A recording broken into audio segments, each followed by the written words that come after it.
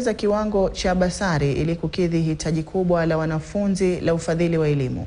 Wazazi hao wanahoji kwamba gharama ya juu ya maisha imewafanya wazazi wengi kushindwa kugharamia karo ya watoto wao.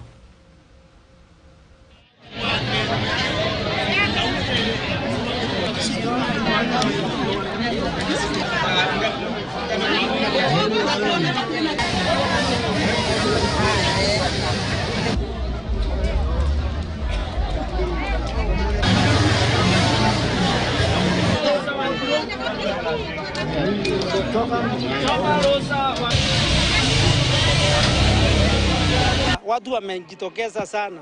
Ukiona watu wamejitokeza hivi ni kuonyesha iko shinda ya pesa. Hao wazazi wote hapa ni kama 4,000 na wanataka pesa. Kile tungeomba gavana wetu wa Igoro wakisikilia na waheshimiwa wa Kirinyaga tuongezewe hiyo pesa ya basari, wakienda kwa supplementary budget waweke pesa mingi. Wazazi wale wote walikuwa na wanafunzi katika shule za msingi, wale walifanya mtihani, wote wanaenda katika shule za upili.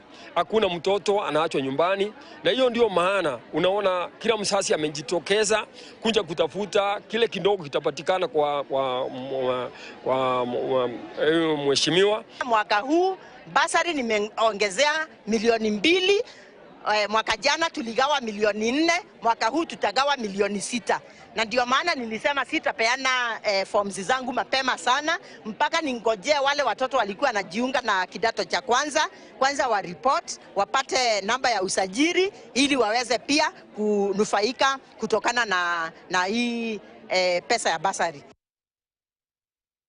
Na kwenye kisa chingine cha kuhuzunisha, mwalimu mkuu wa shule ya sekondari ya Chania iliyoko katika kaunti ya Kiambu amelazimika kuomba sare ya shule ili kumsaidia mwanafunzi aliyefika shuleni humo kujiunga na kidato cha kwanza bila chochote. Mwanafunzi huyu aliyepata alama 378 kwenye mtihani wa KCPE alikosa kufika shuleni wakati wanafunzi wenzake walipokuwa wakifika kutokana na kiwango cha juu cha umaskini.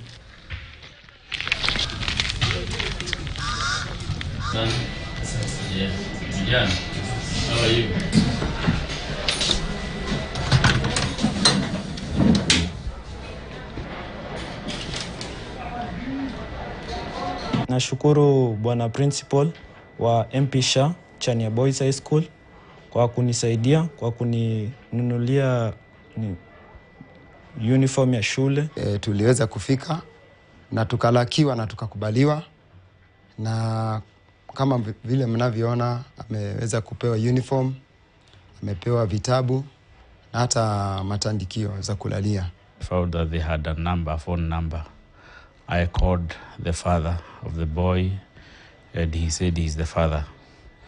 So I inquired about the situation and he said that the boy had admitted in another school and he didn't have any fees. So immediately